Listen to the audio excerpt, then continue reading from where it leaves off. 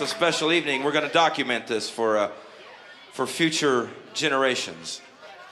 And there's one thing that no matter where you're from, no matter what you do, no matter who you are or what you want to be, you can play something like this and everybody knows what's going on.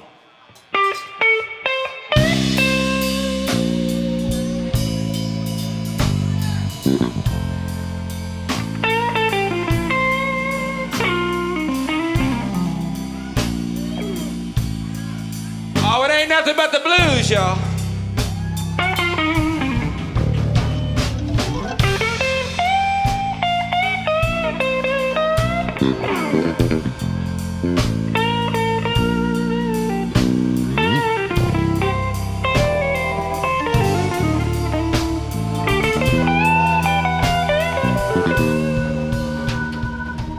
Every town has a sound, and it's been around for so long by now that you gotta know where it is to find it.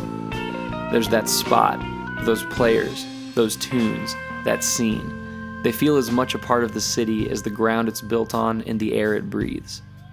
And because it's always been there, we assume it always will be, so we don't take care of it, we don't feed it, we don't love it, and it dies. I grew up as it started dying. I've heard it struggle to find its breath. My town is Dallas, Texas, and I was raised by the elders and the keepers of the blues.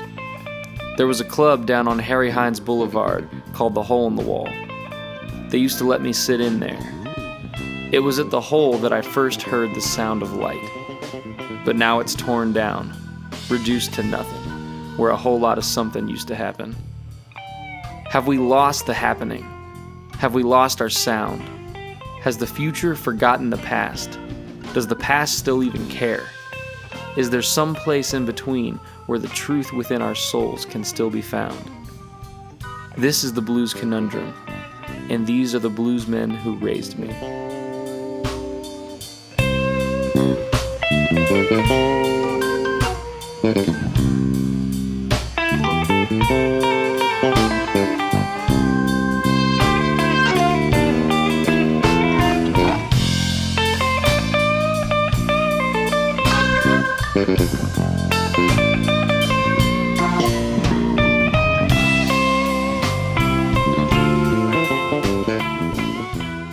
I decided that the magic of the Dallas Blues Underground is something far too special to remain our best-kept secret.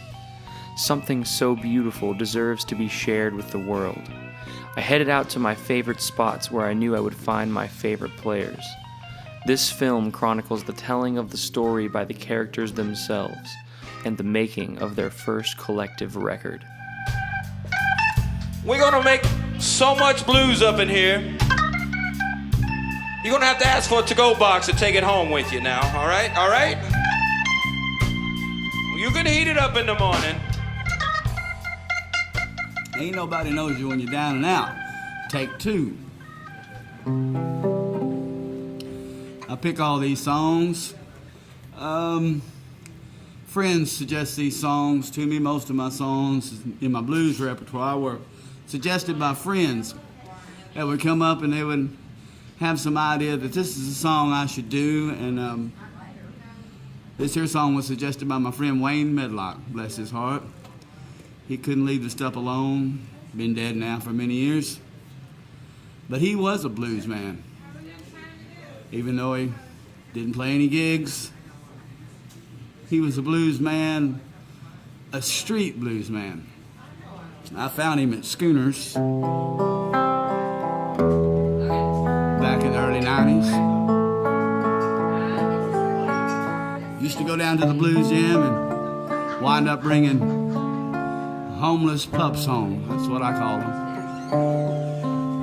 They were old men, most of them older than me. Just need somewhere to lay down, you know.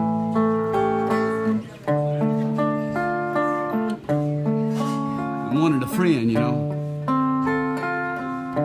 And they'd find these songs, want me to sing it to them, you know. Wayne picked this one out for me. It was written in 1922, I believe.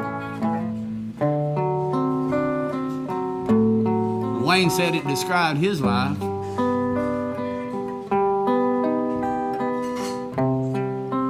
Once I lived the life of a millionaire. Spent all my money, Lord, I just didn't care. Took all my old friends out for a good time. We were drinking bootleg whiskey, champagne and wine.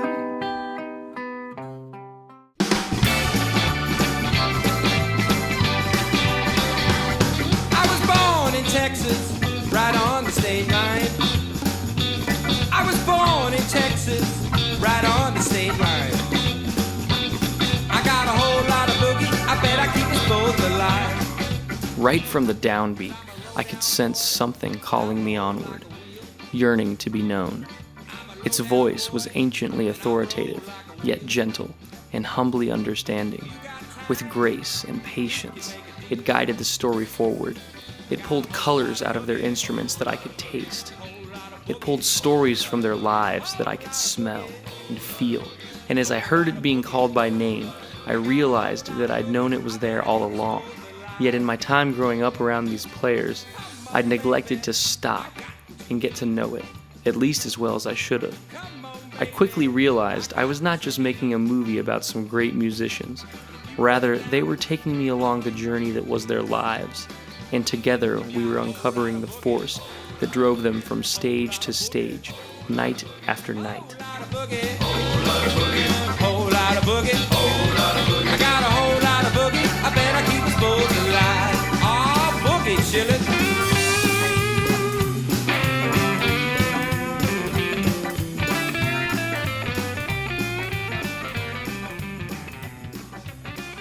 And then when the light went on is when a friend of mine, Ernie Ramos, came over from junior high school after school, and he came over and I was playing some records, and he played my guitar, and he was a bass player, so I practiced playing bass on the guitar.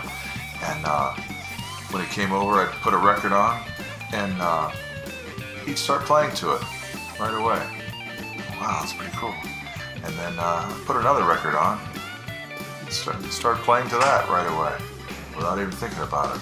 And then by the time I put the third record on, he was playing to that like it was nothing, like either he knew the song or he was just hearing it through his ears and figuring it out on the spot. And this is really, that's when the light went on.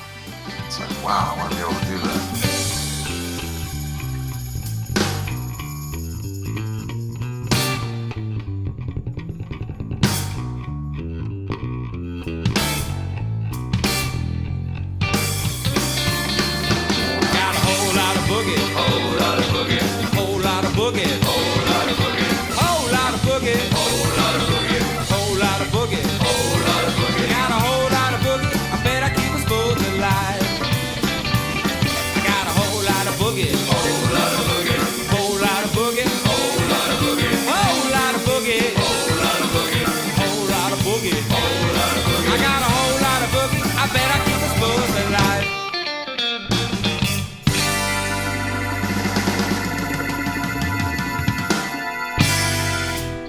Was around, and my dad, his side of the family, they loved music, but it was my mom's side of the family that were the musicians, and my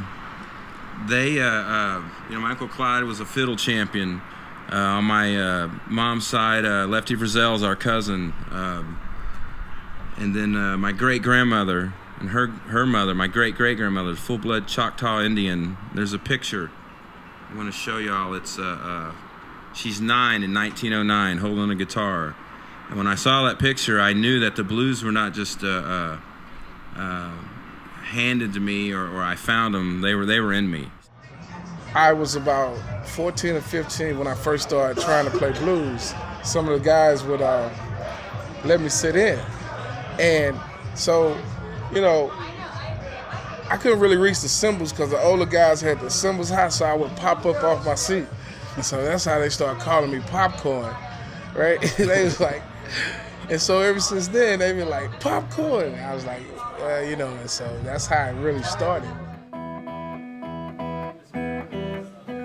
But I was lucky growing up in Greenville, Texas. My grandpa raised cotton on the Sabine River. And he had cotton pickers picking for him. Black folks, really. And I had a chance to hear the field hollers, the call and response in the field when I was just a little kid, before I even started school, really. I was 5 years old out in the banks of the Sabine River. My grandpa, John Jones, was a sharecropper. He didn't own any of that land. He just raised cotton on it. Had these people from Lone Oak come in, and they spoke English, but I couldn't understand a word they said, because they was black people. And they was talking a totally different language than what I heard, what I had grown up with. But I got to know it pretty good. I sensed that they were sincere people. They were just trying to survive. So really, blues got, rooted in me pretty deep as a young child. Yeah. Come on, baby. Let's go out and have a good time. I just want to have some fun with you. All right. Let's have a good time, baby. All right. Hell yeah.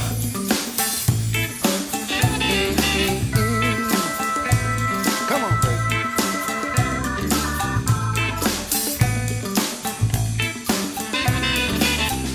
Having fun, having fun with you.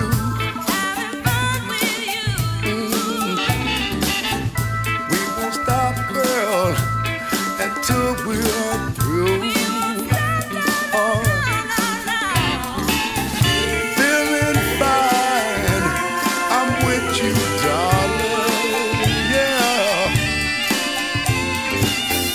Feel I feel inside, ain't nothing funny. Hey, no, that's why I'm having fun now. Yeah, well, really, I'm from Dallas, Texas. Straight up Big D. I was born in Parkland Hospital. Right on. I used to play with Freddie King. Well, Freddie King was a master on guitar. Taught me a whole lot. But before I got with Freddie King, I was kind of hanging out with Bobby Bland and the guys, because they didn't have their drum at the time. Played with Bobby Bland, ZZ Hill, the one and only, stepping in, stepping out, man. So I got a lot of experience just playing with the big guys, and I thank God for it too.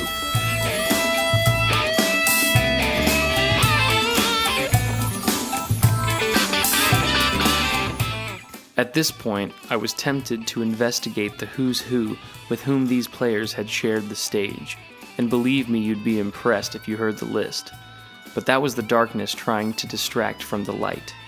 This story, and these players, comprised something far too pure to exist in the limelight. Learning more about the history that had to converge to create this local scene reassured me that we were tapping into a source that had more life to give. It was in this direction that I continued to focus my lens. Feel I feel inside, ain't nothing funny. Oh yes, man. Well, it's important, just to make the people feel good, and it makes me feel good when the people feel good. And I don't know, it's a great feeling. Once I get on the stage, I'm actually another person. I just turn into another person. But as long as the people satisfied, I'm satisfied. Yeah, put it out. Say, man, that sounds good. I just need to get that other stuff on there. The blues is really the foundation of heartbreak and poor living conditions. It's about not having much, not even having 2 nickels to rub together. And you still see a lot of people out here, at this bar, particularly here at the Goat, people come in here that don't have a dime. They'll come wandering in here, won't have 2 nickels to rub together to get a beer.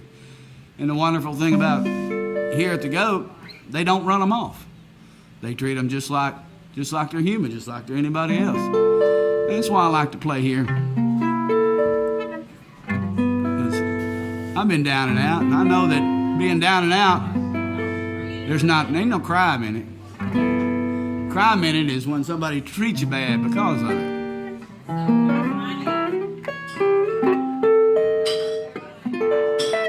And that's what keeps it alive. And so to inspire the kid, like for example, you came out to the hole and it inspired you. That's what keeps it alive, is that there's someone out there doing it with a fire and an intensity that you can't deny. You have to feel it or you have to walk away. But you can't say no to it. If music is a part of what you're about and you're able to listen to it, then that's where it comes from, that fire, and that's what drives the next generation.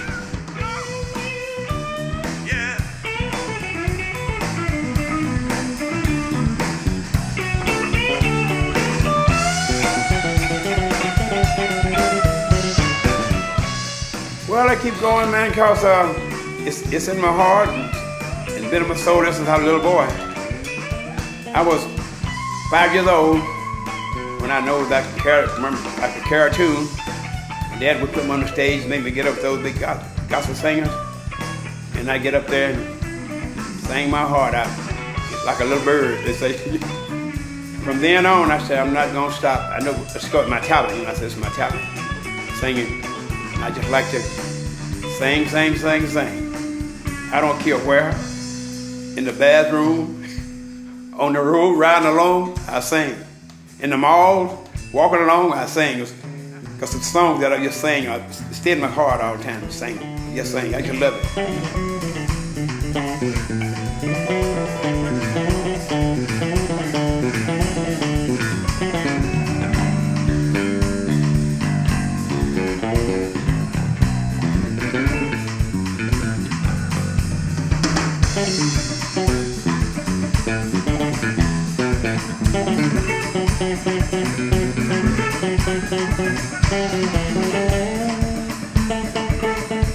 We'll take a short pause, y'all, for the cause.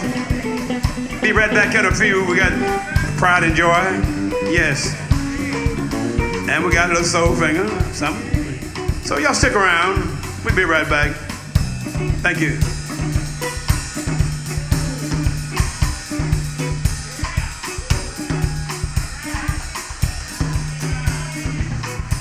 It's like when we get into the groove of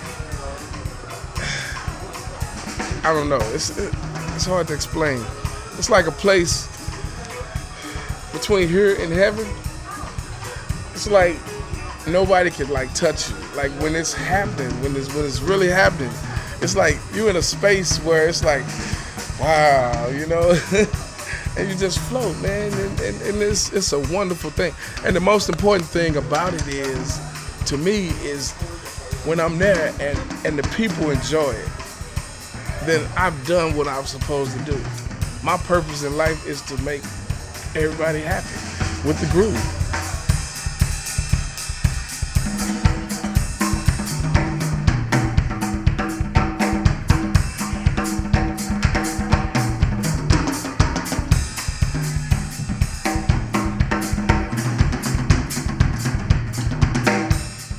When I get with, be going to different groups and setting in with them and getting the enjoyment out of them. I like that a lot, and that, to me, that gives me a lot of inspiration. I want to even play more. You understand what I'm saying?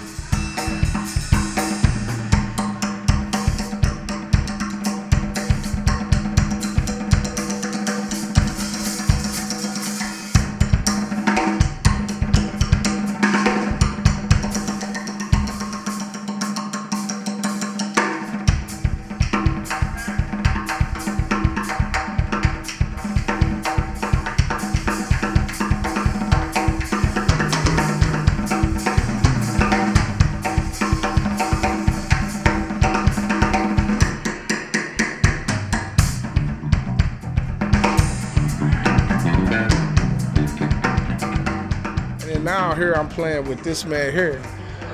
It's like we connect without even. We've never had rehearsal. We've never we've never just sat down and like said, well, you do this and I do that. It's like I listen to what he feels or the way he presented, and I say, okay, this is how he feels. So I play what he feels. And then like if I feel something on it, he'll play what I feel. And then together, you know, in the middle, we like look at each other and we adapt to the situation. And that's what's so beautiful about what we do.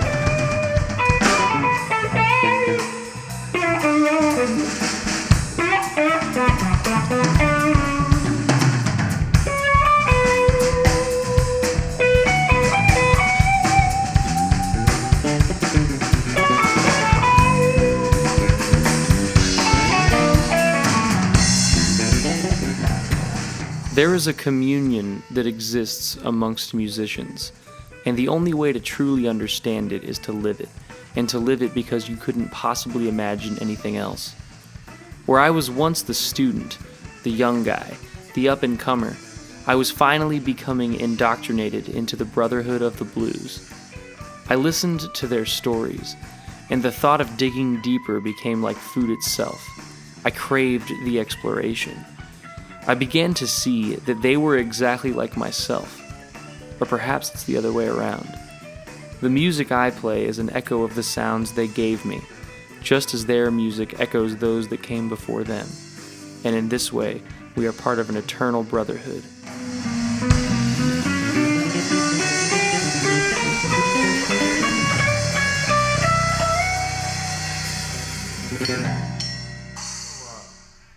I was talking about how we play with each other, and Peter will imply something and I'll catch it with him, or I'll do something and Peter's ears, he's always listening, so he catches what I do, and we read each other very well. Not just being good friends, but we played a lot together since I've been here, almost 8 years, and we just work well together musically when we're playing. So play some like that second line. 2, 3.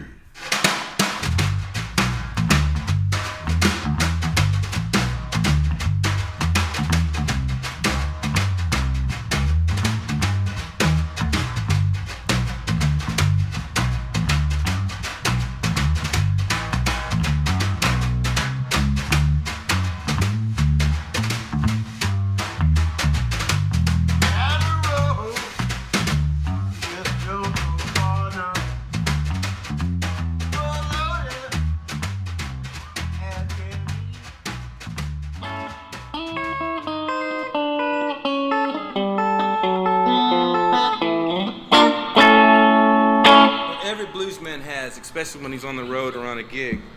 It's not only his guitar, it's what we call a blues hand, a mojo hand, a mojo bag. This one was made for me by my good friend James Hinkle, king of the Subterranean. What he gave every blues man on the road is a slide guitar, or a slide for your guitar. Everybody knows about the red string in Louisiana. Your turquoise beads. One more for the Irish. And of course a buckeye. You wrap this in a $2 bill. Now what he also made for me is an authentic Blues Delta mojo bag. This one's got everything in it you need to be a powerful blues man. Of course you got your bracelet here with the Mardi Gras colors. You got the lucky hand root. Most of the gamblers would use that. But as a guitar player, you always want to have a lucky hand. John Conqueror root. That gives you power, man. Makes sure everything's going to be all right. Keeps the evil away. Of course, James also put in some coconut picks made out of coconut shell. And of course, you wrap it in the silver. This is an authentic mojo hand, a blues bag to keep all the evil spirits away and make sure you do a good performance.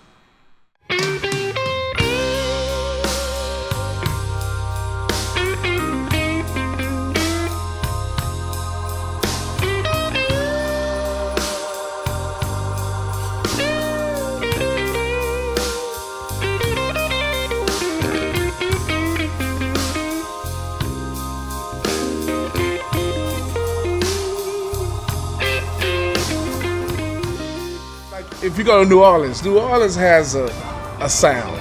Philadelphia has a sound. New York has a sound. LA has a sound. Dallas has so many great musicians that you can't put it all in one sound. You kind of understand what I'm saying? And which, in a way, is really good because it's so many.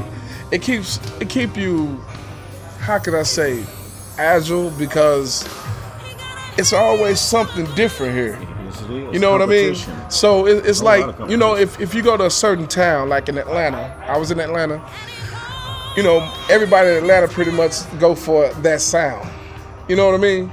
And so it creates if you're not one of these guys, then you're not great.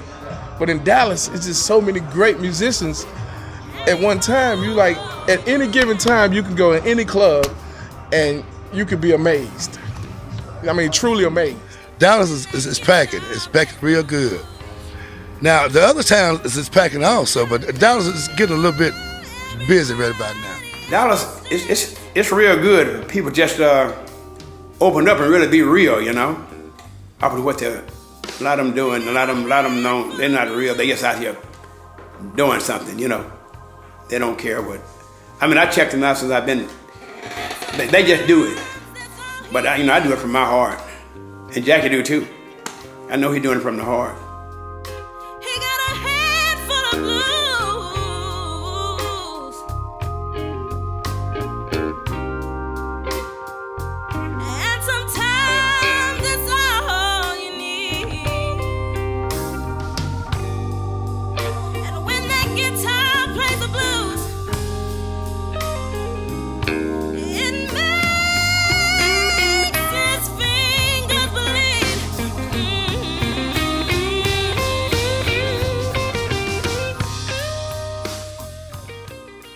Like the style here. I lived in Portland for a while, and the style in Portland was real similar to here. They were really into the old blues cats, and they wanted to play it real authentic. I think up in Portland they were a little bit more adamant about it, like, you know, play it like it was played back in the 50s or the 60s blues. Play it straighter.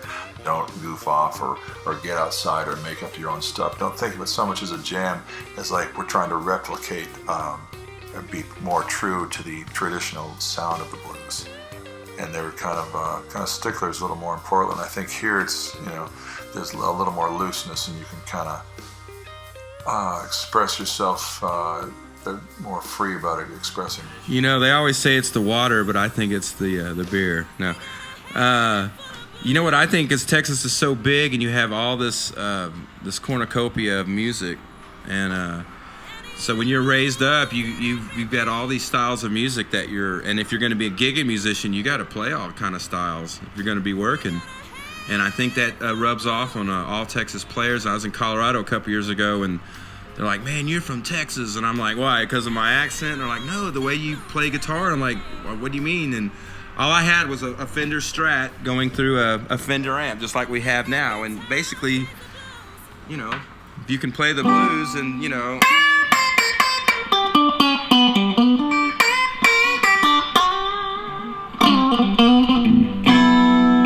They're like, "Oh, that's Texas." I'm like, "That's just how we play here. I mean, that's just how we do it, you know. How do you get that sound?" Well, Fender through a Fender. It's, you know, pinch the strings.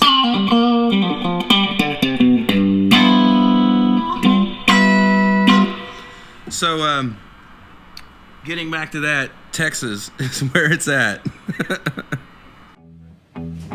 Yeah, that Texas music, we get a lot of people here from all over the world. There's a bunch of people here that moved from up north. People come from California and all over, attracted by the Texas sound of the blues. And the traveling that I've done, I've noticed that it's popular everywhere you go.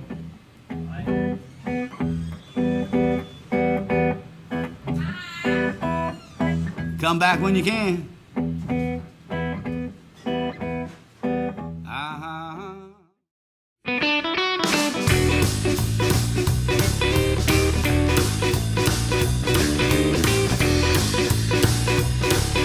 There were different opinions, reasons, thoughts, and points of view that we discovered. It's funny how the same song can sound and feel different, even to the players as they're playing it, and yet still the audience understands it perfectly.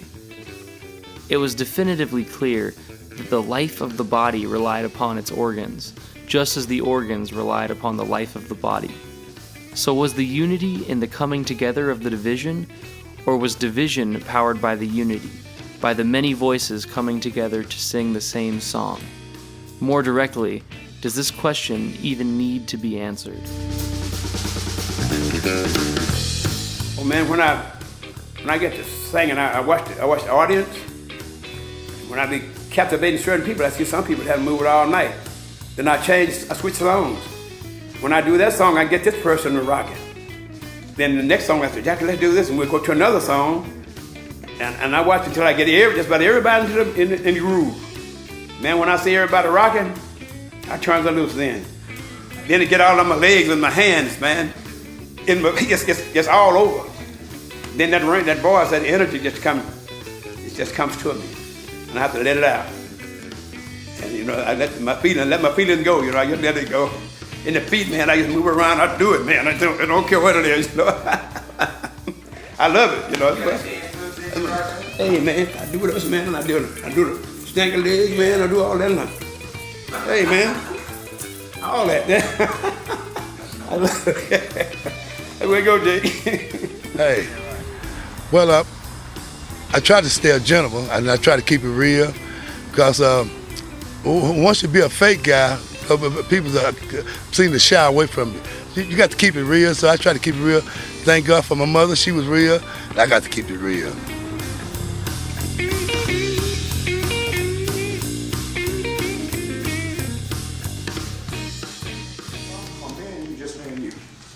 You ready? Hold on, time out. Let me ask you this before we go.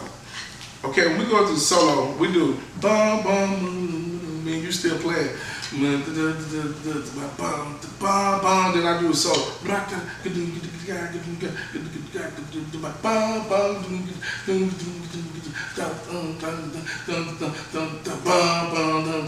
And then when you do the solo.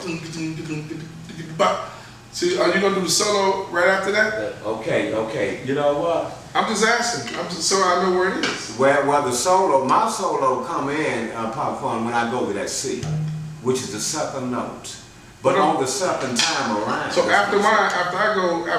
Yeah, after yours, but then we both gonna be, we're both taking ourselves into the C. But I stop after that. No, you don't stop, you keep going. You don't stop popcorn until we do the second, when we drop down the C. When I go that C note, well, the second time, that's when you stop. So after I come out my solo, we do bum bum. And then you stop right there. Okay, that's what I was trying to ask you. Yeah. Let's try it.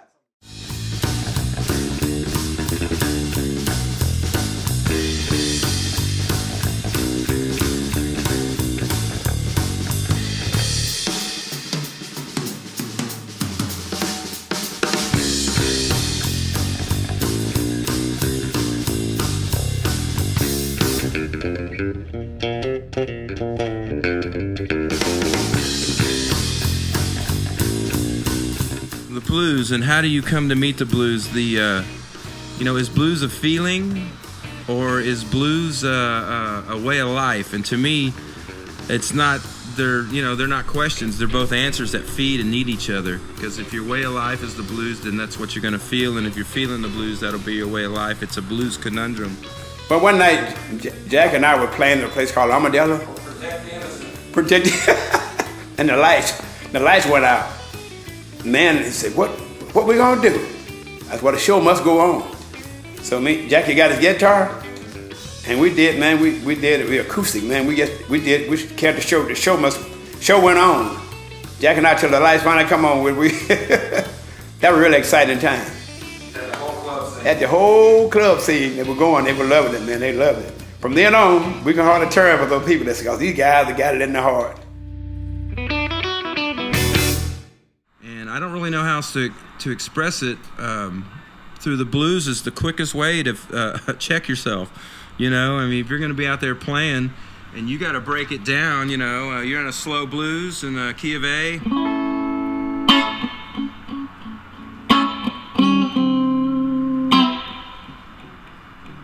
as a guitar player, I've got to stay right on that beat. You know, play little licks here, there.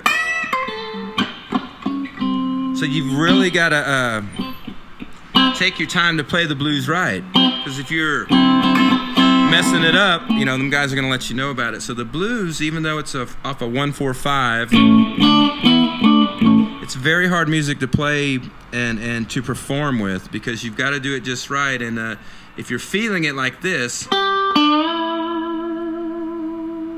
or are you feeling it like this? Or are you feeling it like this?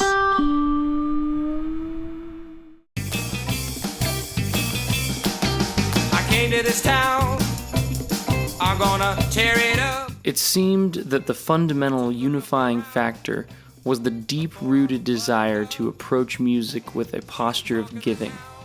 All of these players were at the gig to share a part of themselves. This was what seemed to be the code of honor adhered to by the true bluesman. Hey baby, I ain't so hard to please. All you got to do is love me, yeah. Well, I kind of think that I'm giving a lot of not only entertainment to the people, but I'm giving a lot of joy to the people, okay? Making the people happy, because the way I see it is, you know, people, you know, when you have stuff on your mind, music seems to help out a great deal, okay? You know, you don't know what kind of mood people be in when you see them, but if you give them a good time, it can change things. Yeah, I think every time I play, there's a message, and that is that the music is going to heal you, and it's going to heal us, and it's going to, because everyone comes out for a reason. It might not be the same reason. You might not know what all these people are going through. Some people might have won the lottery. Some people might have just lost their significant other. It doesn't, I mean, what I mean is you don't know what all these people are coming out to hear you about. And I think if you're just a normal musician, you could be just like a jukebox. But in the blues world, like I said, there's some very talented players, and the people come to see those people perform. And my message has always been to heal a person through music. And what I say by that, to heal them, is just to hope. I hope they feel better about life, because life, like I said, you don't know what everyone's going through, and in order to play and do what you love to do, it's a blessing. So, you know, if a person can be healed, then more power to you. Go buy a Muddy Waters record. I never thought I was always the youngest person in every band I was in.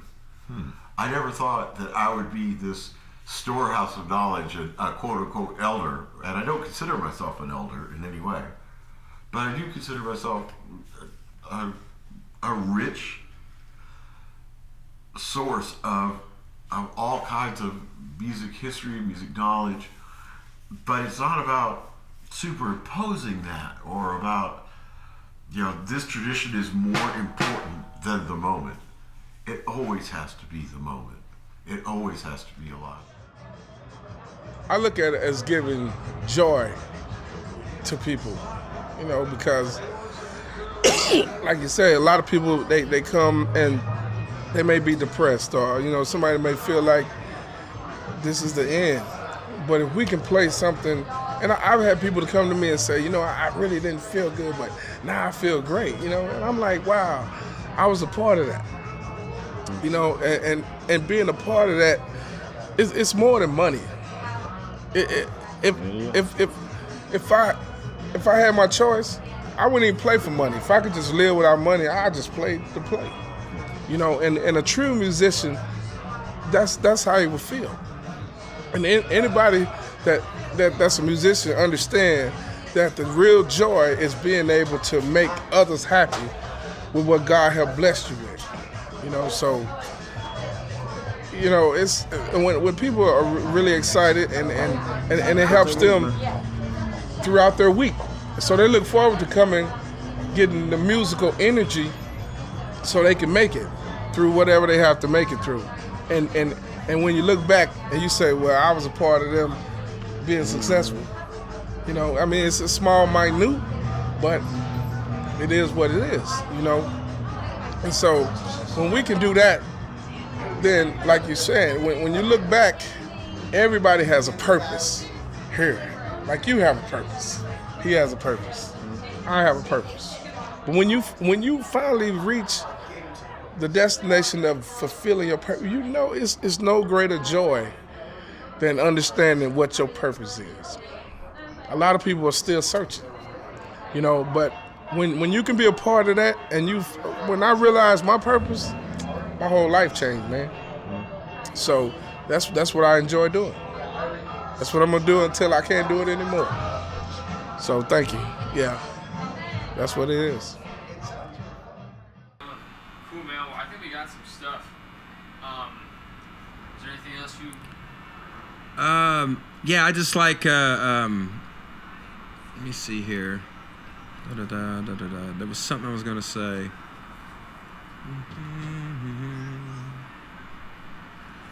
Yeah, let me just play one to go.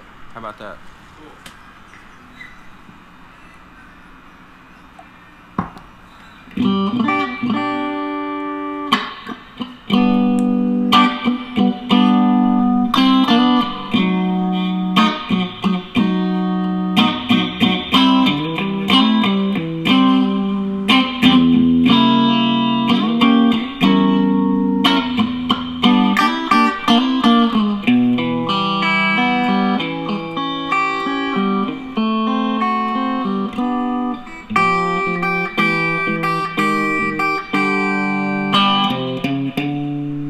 When you lose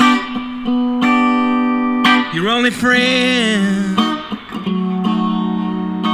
and you realize it's the end, if it stays on your mind, you better leave it behind.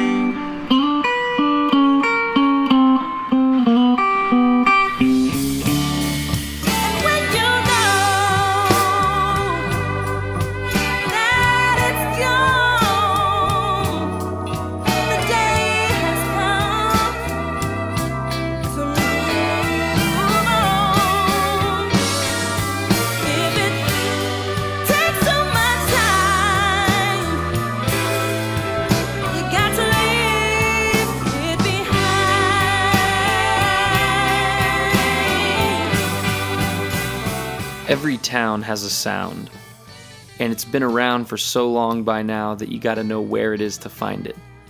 There's that spot, those players, those tunes, that scene. Have we lost the happening? Have we lost our sound?